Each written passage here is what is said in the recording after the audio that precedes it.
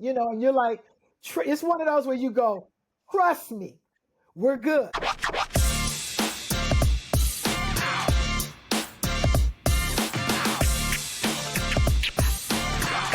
This podcast is intended solely for educational and discussion purposes.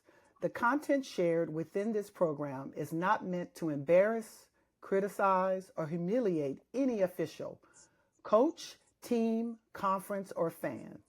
Our goal is to educate, inform, and promote a deeper understanding of the art and the profession of officiating, providing insight that benefits all who love and support the game. I want to welcome you to another episode of The Play is the Play. This is our weekly session of just talking, keeping it real, talking about plays, and helping officials get better. And today I am so excited.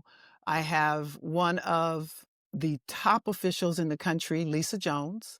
She'll be joining me, and her and I will be discussing mentorship, what you should do, the do's and the don'ts. She has one of the best mentorship programs in the country, and I am so excited to bring her on.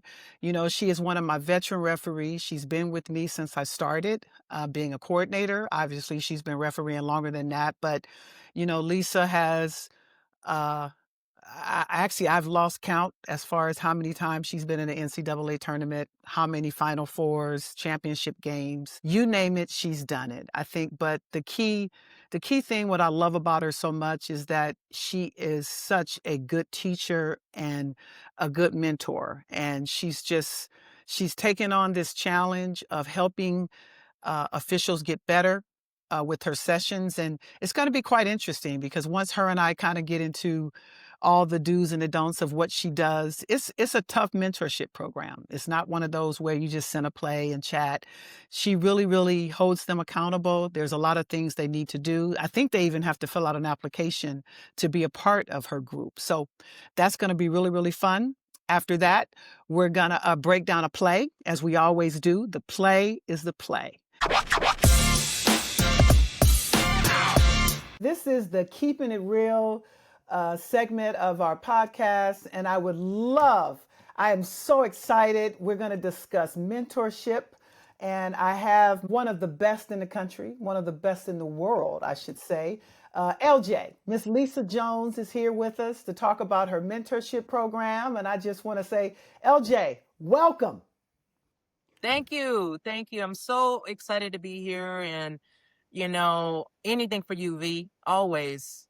And this gives us an opportunity to talk about the mentorship stuff, but us, we love talking plays, and so I'm honored to be a guest on your show. Well, here's what's nice. I've been, you started this exactly how many years have you been doing your mentor program now? You know what? COVID inspired it, right? Because we're sitting there. I think 2019 was our first year, and then 2020 it really took off because we didn't have nothing but time. Gotcha. And well, here's what's unique about your session is that you've kind of changed it up a little bit. I think the group that you have, what I love about your program is that you give them homework assignments. You have to prove that you to be in your group. You don't just allow anyone to just come in and want to be a part of it.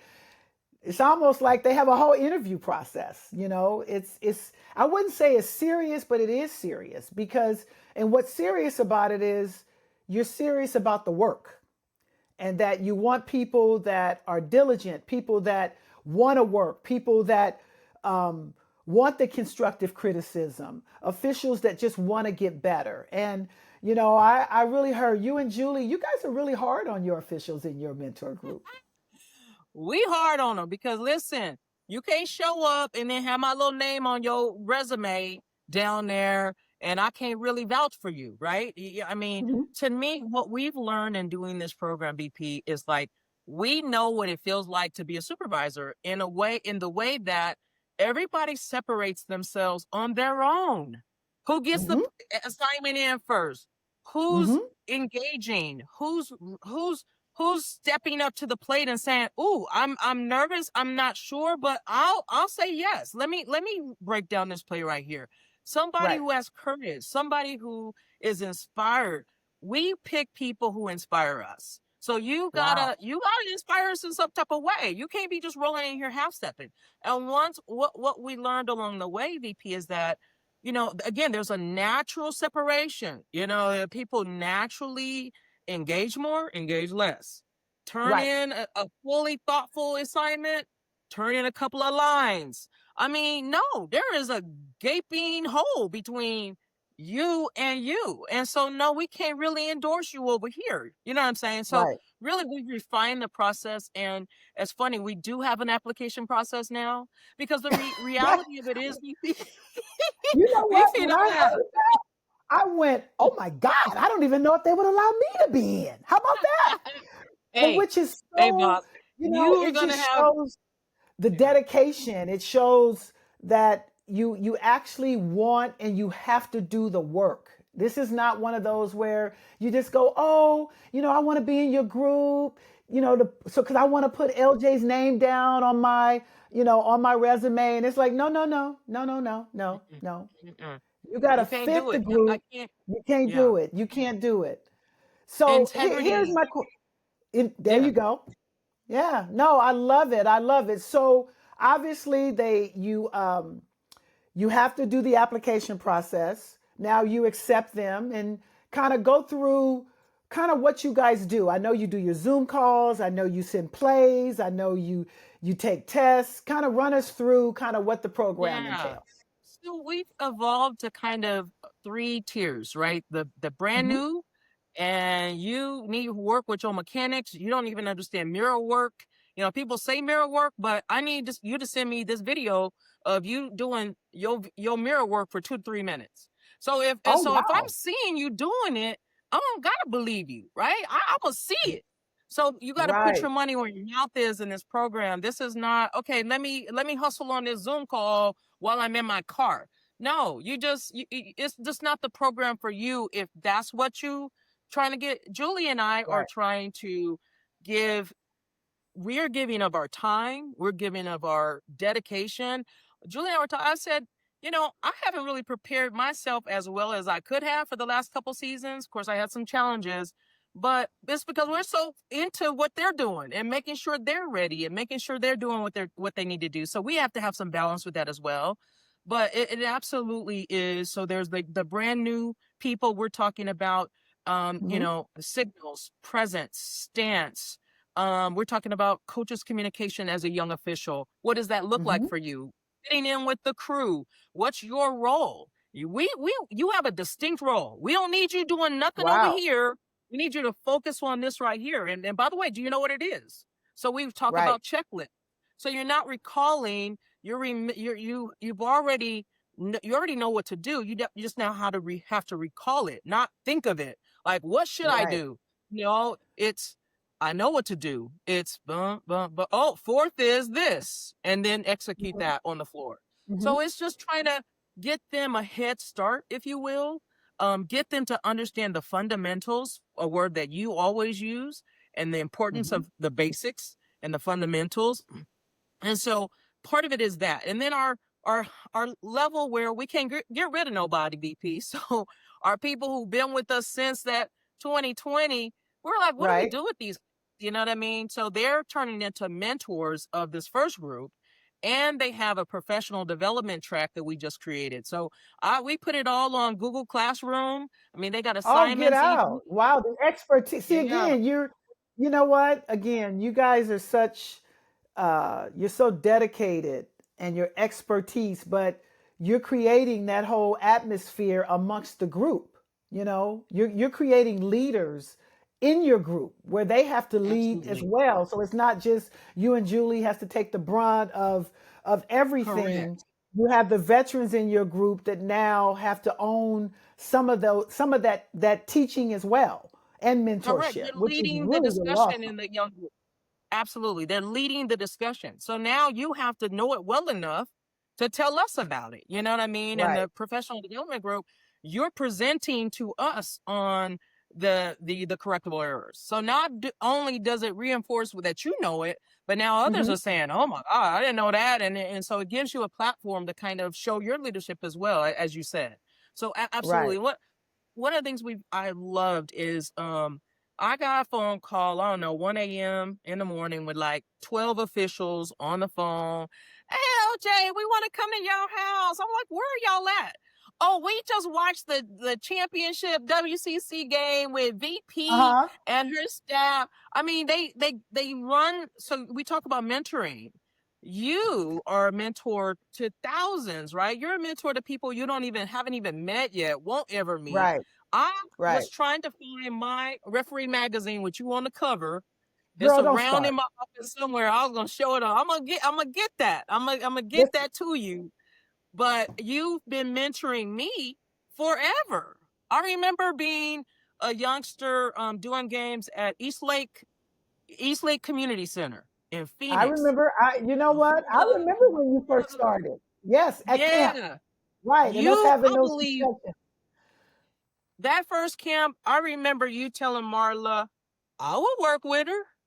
I mean, if VP gives the stamp of "I will work with her," I mean, I remember that to this moment, and I remember it then and how much it meant to me at that time, the motivation it gave me, the confidence to say, "Oh my God, VP said she can work with me. Oh my God," I mean, that's for Right, real. right, right, right, So right. the But you know what? mentoring thing is from Yeah, you. I mean, you've been right. giving back forever. And so when it becomes my turn, it's easy for me to say, let me do what I can to help these people forward. You, you know what? And it's so good to hear you say that because officials do not understand, LJ, that the putting yourself out there to just help officials get better, it's so rewarding. I tell people, I go, I never thought in my wildest dreams that I would be retired from officiating and that I would really do this for a living. Because my job is to do my best to make you guys the best you can be, to get, whether it's Lisa, Julie, a less experienced official, it really doesn't matter. It's my job to put you in a position to give you as much knowledge and confidence to be at the top of the pedestal. And to see what you and Julie are doing is the same thing. And to hear you, because you remember your first camp when I was there and having those discussions with you and saying, you know what, hey, I'll take a game with her tonight, which is huge because it's a confidence booster, and I'm sure all the officials that are in your group, I see their development. I see their growth. I see that they're getting better at the little bitty things. And see, here again, that's the key component here because officials all want to, they just want the big play. They want the big game. And that's not it. It's the daily work every single day. It's the little things. It's being fundamentally sound. It's being able to take in that constructive criticism that you have to do. Um, so just knowing and listening and listening to all the different officials that are in your program, it just warms my heart because I'm you're an glad to hear extension of me. You guys are my leaders, and to know that this is what you guys do on a regular basis, it just warms my heart because our ultimate goal is to make each and every one of our officials the best they can be. And Yes. sometimes you got to give them a little tough love. Sometimes we have to be a little hard on them. Sometimes we have to give them a good kick in the butt. It's not always the praise and the feel good, but I know that the officials that are in your group understand that and have that dedication because that's what's so important about what we do. And I'm just so proud to have you on my staff, to know that you setting everything up to make officials better and you want them to be successful. That's the key component in what we do. Absolutely. The honesty piece, you mentioned it. Like how can you trust me if I can't be honest with you? Like, Right. that's all I owe you, right? Is to hear you, try to understand it. I'm going to have empathy, but I'm also going to give you the real deal about this situation right here. I'm going to tell Right. you that, yeah, you looking right at this play. I'm trying to understand what you're thinking because Right. you got 9 out of the 10 things you need to do done. You know what I mean? And so what's that 10th thing? Did you look at the wrong thing? Were you scared? You know what I'm saying? Like, Mhm. so let's Mhm. let's talk through these moments where you're getting in games and you start getting the pucker factor, you start getting nervous, and your eyes get a little bit bigger, your head drops a little bit more, and then we don't hear you no Okay. more for the rest of that game. You know what I'm saying? We know what happens. Exactly. Exactly. Exactly. Now, Mhm. within your group, you guys, you also do. Not only do you look at the plays, you go over rules, you take different sections of the rule book. You just kind of you have incorporated a lot of different things within your group, which is Yeah. very, very interesting. We realize that we're different because we realize some people can't hang, and that is, like you mentioned to begin with, this is and the application says this is not a work at your own pace scenario right here. Uh huh. This isn't a bop in when you can, bop out when you know what I'm saying. I think Hmm. our criteria is you got to make 90% of the meetings. So again, it's a commitment, because what we Right. found in the early years is that I was more concerned about your career than you were. Okay, Oh, and that's so the how do we problem. that's a Right. problem. That's the That's the problem. And problem. I Huge realized problem. huge problem. And being in the workforce, I realized really, really late in the game that I was sprinting like my entire career. I mean, I feel like I was sprinting. And then once I became a supervisor and really was sitting behind a desk and understanding people and all that, I realized that there's a bar right here. And there's I never was okay with being at the bar. Like that, I wasn't raised that way. You know what I'm saying? Right. But I Right. realized it's a whole lot of people totally okay You're with being being right there. right here at this line right here. No, if Absolutely. that's you, keep it moving. If that's you, there's another group that will meet once a month. And if you show up, they good, and they will give you everything that they could possibly give you, but the commitment's not there. I hear people Right. saying they want this $1 million career. I hear people saying it's everything to me. I want this, but you show up to camp out of shape. So things aren't you ain't jiving. You ain't making sense. We need to understand that what you're saying and what you're doing is congruent. And if it ain't, we don't got our time. It's just because we're moving and shaking. And the people in the group are movers and shakers. So you just wouldn't even fit in if you're not. You know what I mean? That, you know what? That is so well said. That is, you said that to the T, which is so beautiful because again, if you don't have that commitment, then you can't be a part. And people do. People are okay about being right in the middle, being average. But you know what? Average doesn't get you anywhere. And if No. you're not at the top of your game, you're not at the top of the pedestal, if you're not that official that is willing to put themselves out there, then you're going to fall short in Yes. every aspect of And your career.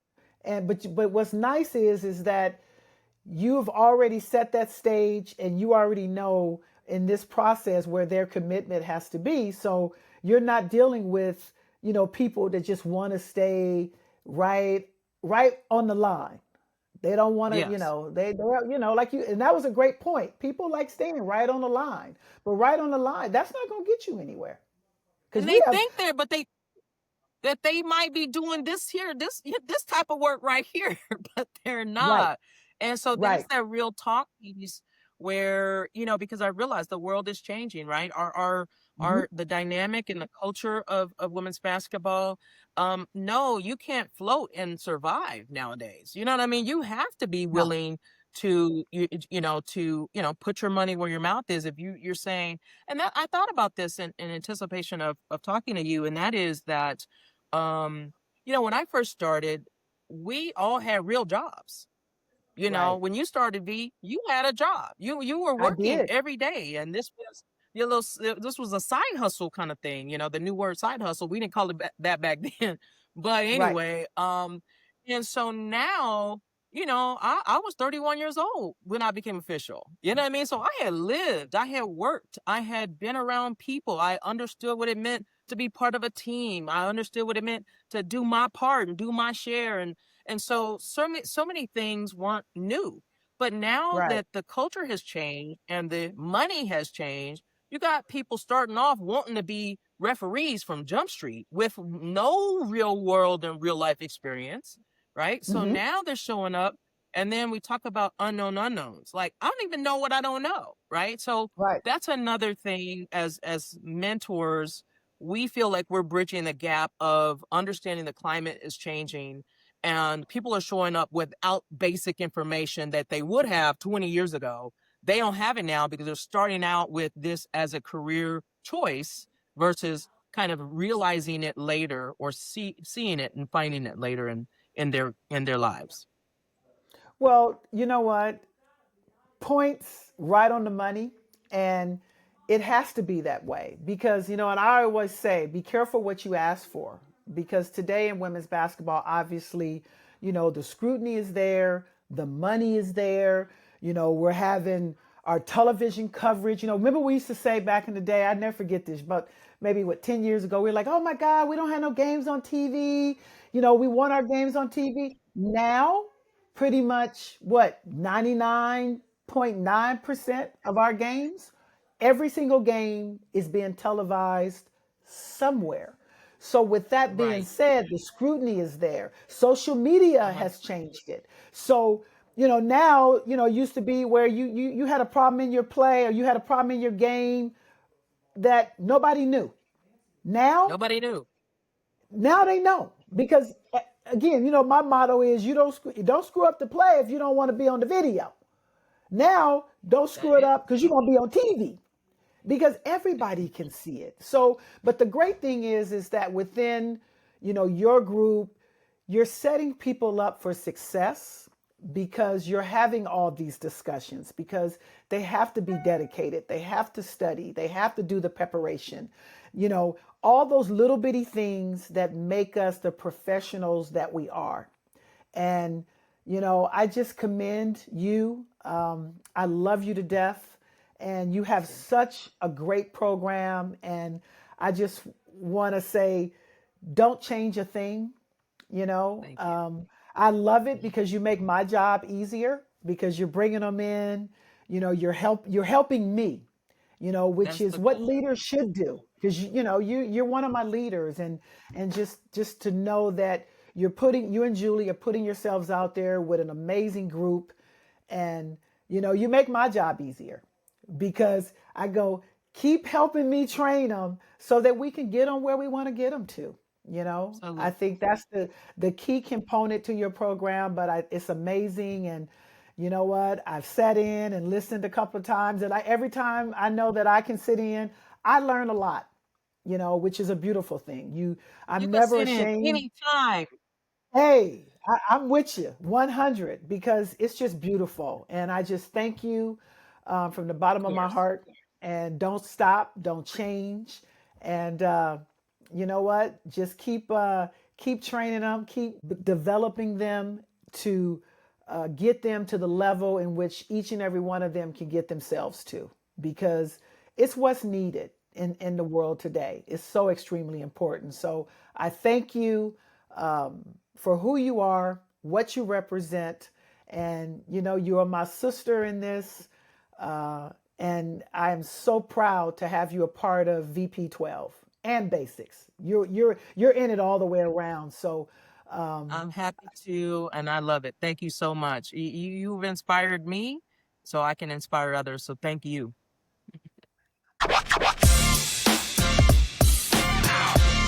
Lisa, you sent me a clip, which obviously you have tons of them, but you actually sent a really really good one.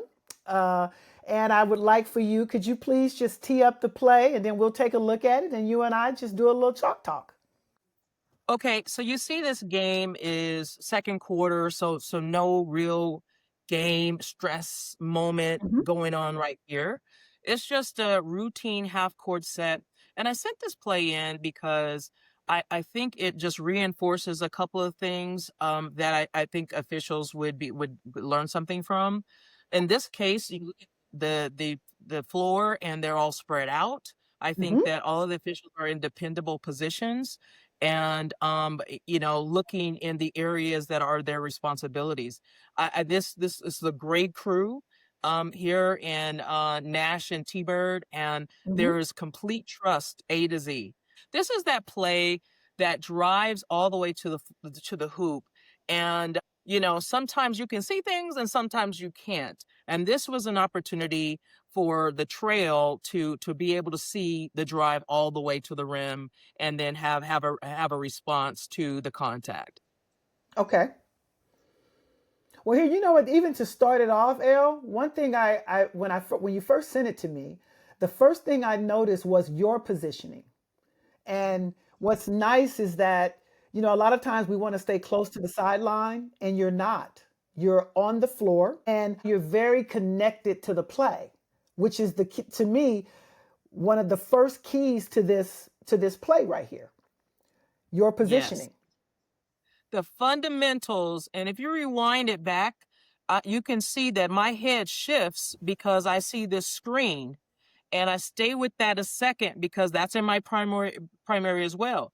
See how my Uh head huh. just took a little tight shift. But you're absolutely right, VP. What y'all taught us from the beginning was get where you need to be to referee through the play.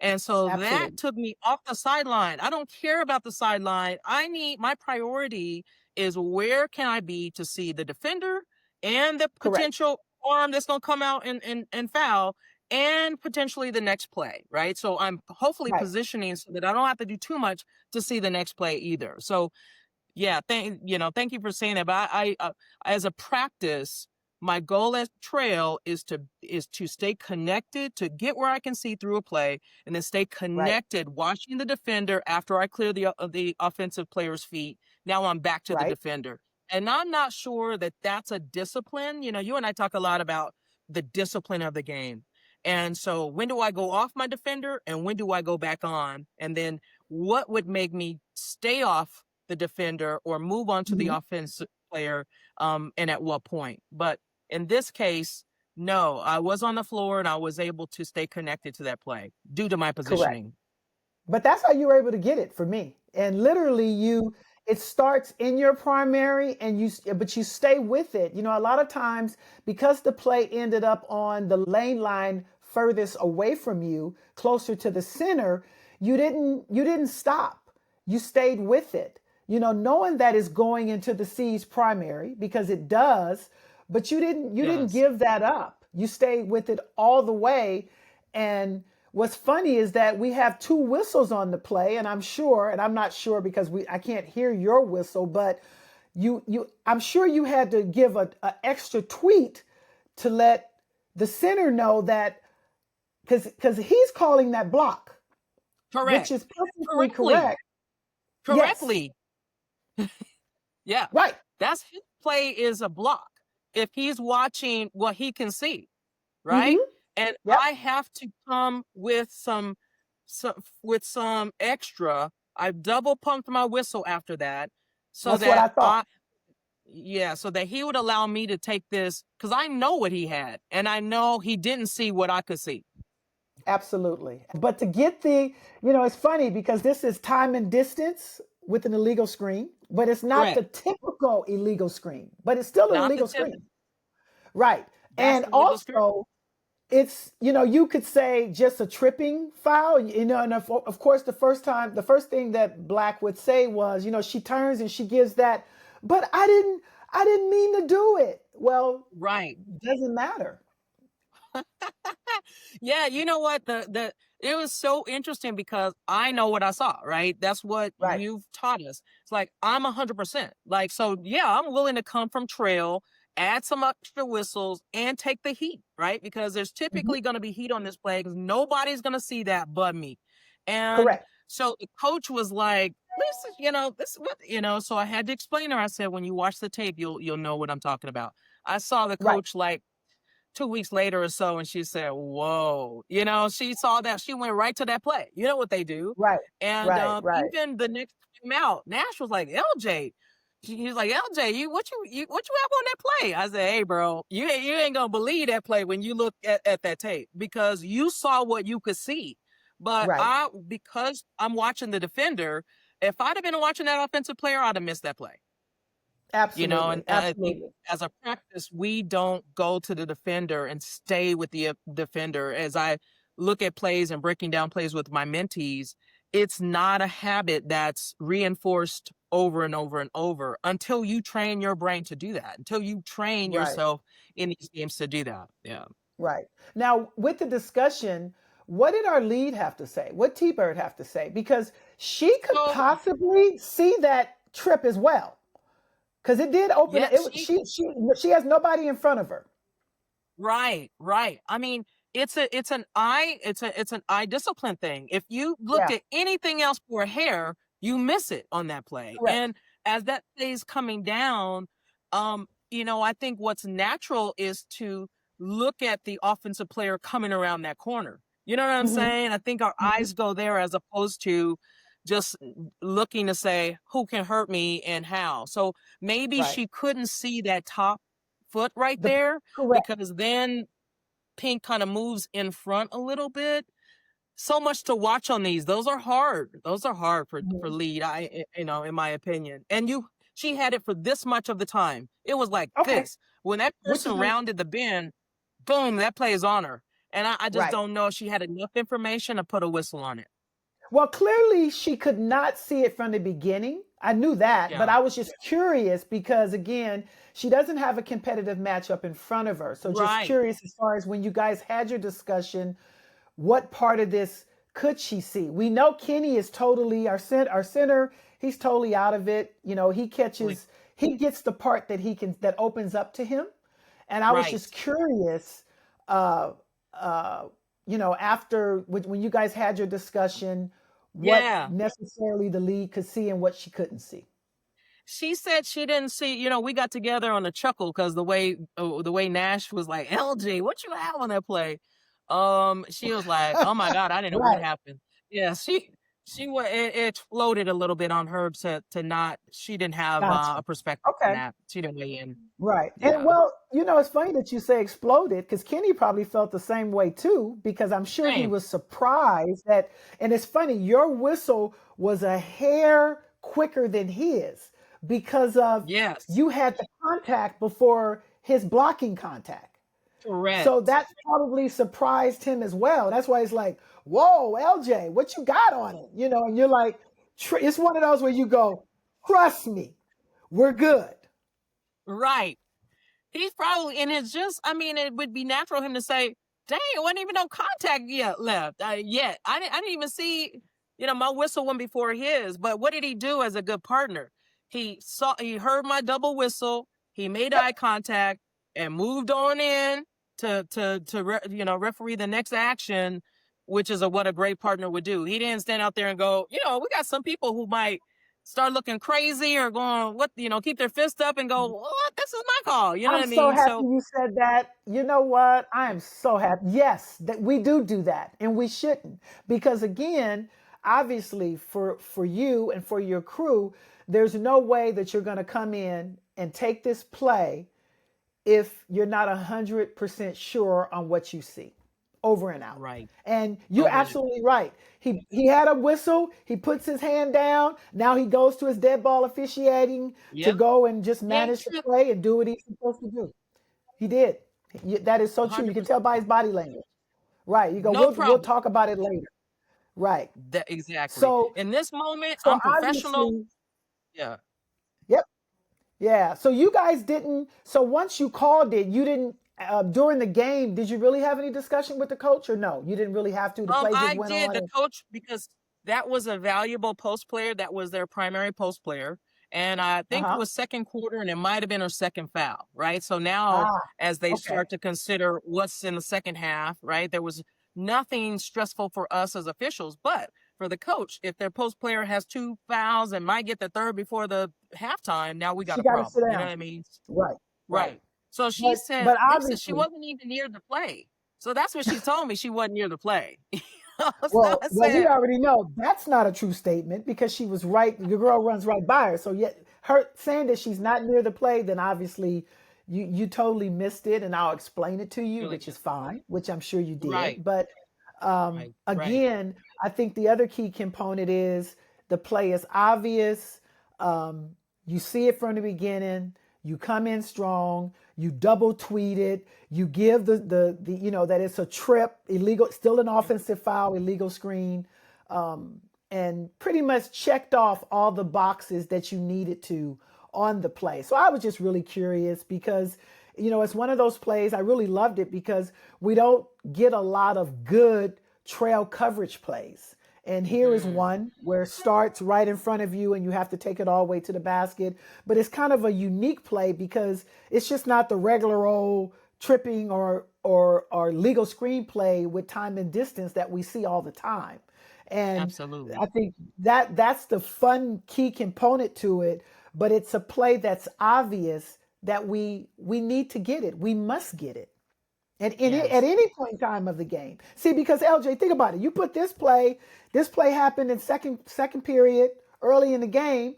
If this play was the score tied, going down to shoot, we still need to say we have to have the same discipline and the same fundamentals and make that same call over and out. The play is the play.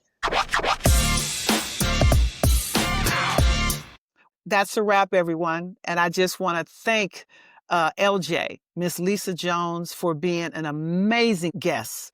You're incredible. Your program's incredible. I love what you do. And I just want to thank you for taking the time to share what you do with your mentees, what you do in your sessions. It is so awesome. Thank you for the play. Always fun for you and I to do a little chalk talk. And I look forward to seeing everyone at our next episode, episode 3. So let's just remember, send in your plays, have your discussions, talk with your mentor, and remember, the play is the play.